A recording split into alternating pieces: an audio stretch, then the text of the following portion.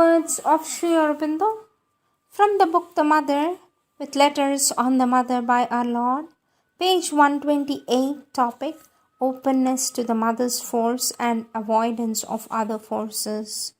Sri Aurobindo says, keep yourself open to the Mother's force, but do not trust all the forces. As you go on, if you keep straight, you will come to a time when the psychic becomes more predominantly active and the light from above prevails more purely and strongly, so that the chance of mental constructions and vital formations mixing with the true experience diminishes. As I have told you, these are not and cannot be the supramental forces. It is a work of the preparation which is only making things ready for a future yoga siddhi. Let the Mother's power work in you. Our Lord says, let the power of the Mother work in you, but be careful to avoid any kind of a mixture or substitution in place of either a magnified ego working or a force of ignorance presenting itself as truth. Aspire especially for the elimination of all obscurity and unconsciousness in the nature. Next topic, the only way to succeed. Sri Aurobindo says, there is in a very fundamental part of your nature a strong formation of ego individuality which has mixed in your spiritual aspiration a clinging element of pride and spiritual ambition. This formation has never consented to be broken up in order to give place to something true or divine.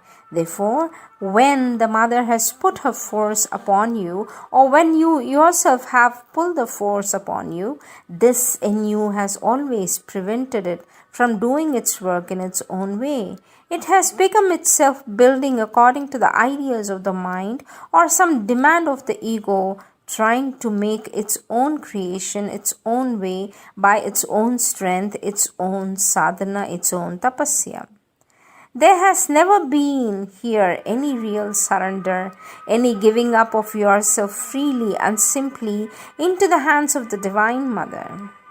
And yet, that is the only way to succeed in supramental yoga. Our Lord Sri Aurobindo says, to be a yogi, a sannyasi, a tapasvi is not the object here. The object is transformation, and the transformation can come. It can be done only by a force infinitely greater than your own. It can be done by being truly a child in the hands of the Divine Mother. Sri Aurobindo continues to say, everyone who's turned to the Mother is doing my yoga.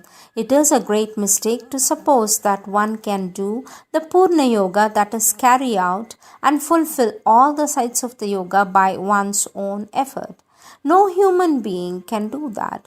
What one has to do is to put oneself in the Mother's hands and open oneself to her by service, by bhakti, by aspiration. Then the Mother, by her light and force, works in him so that the sadhana is done.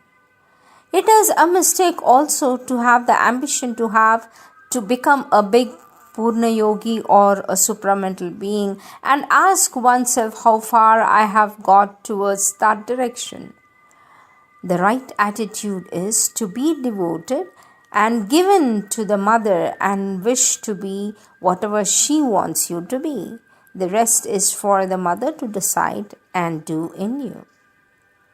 Sri Aurobindo says, if there is a refusal of the psychic, new birth, a refusal to become the child, newborn from the Mother, owing to attachment, to intellectual knowledge, or mental ideas, or some vital desires, then there will be a failure in the sadhana.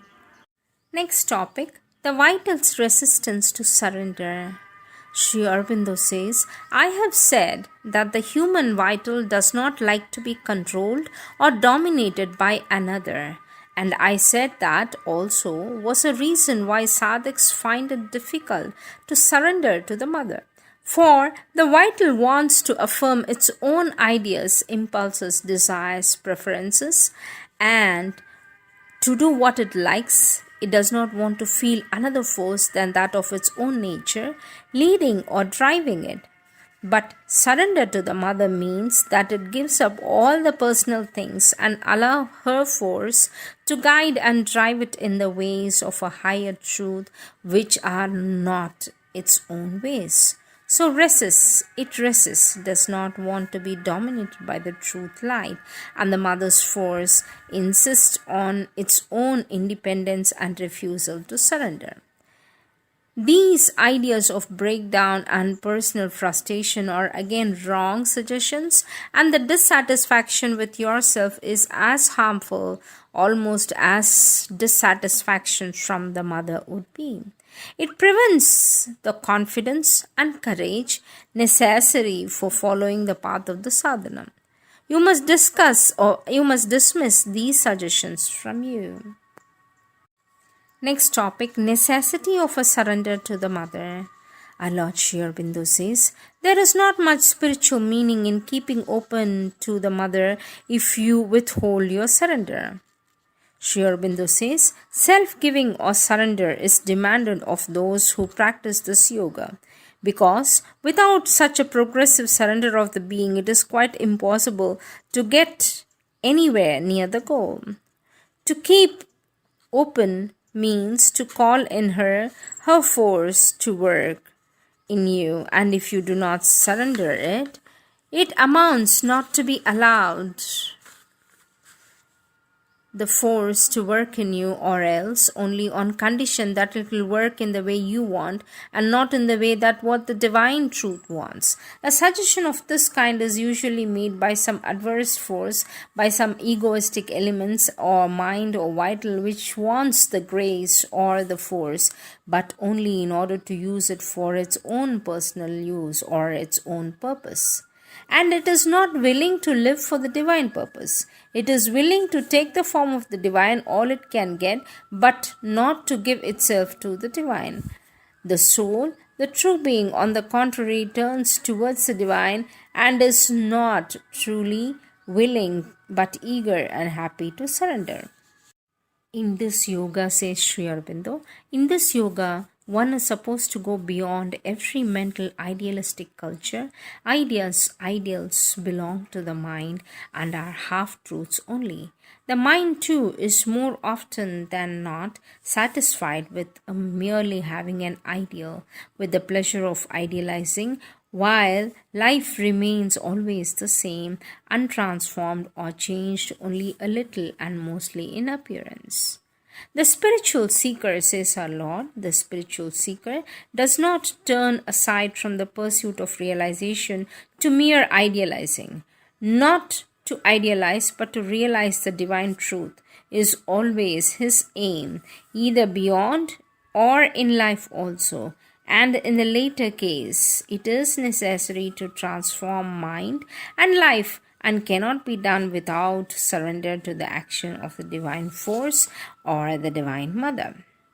To seek after the impersonal is a way of those who want to withdraw from the life, but usually they try by their own effort and not by opening itself or themselves to the superior power or to the ways of surrender. For the impersonal is not something that guides or helps, but something to be attained.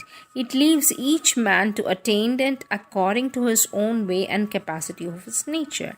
On the other hand, by opening and surrendering to the mother, by opening and surrendering to the Divine Mother, one can realize the impersonal and every other aspect of the truth also.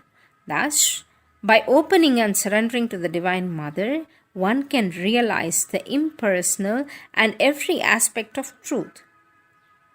The surrender must be necessarily be progressive. No one can make the complete surrender from the beginning. So, it is quite natural that when one looks into life, one can find its absence. There is no reason why the principle of surrender should not be accepted and carried out steadily from stage to stage, from field to field, applying it successively to all parts of the nature. It is then the sankalpa, sankalpa to surrender. But the surrender must be to the mother, not to the force, but to the mother herself. If the psychic is able to manifest, it will not ask you to surrender, but to surrender to the mother is what it asks. If the psychic manifests, it will not ask you to surrender to it, but to surrender to the mother. So the best way to live in the psychic being for that is always to surrender to the Divine Mother, and that can lead the others in the right way. For control, one has to centralize somewhere. Some do it in the mind, above the mind, others do it in the heart, and through the heart in the psychic center. These are the words of our Lord Sri Aurobindo.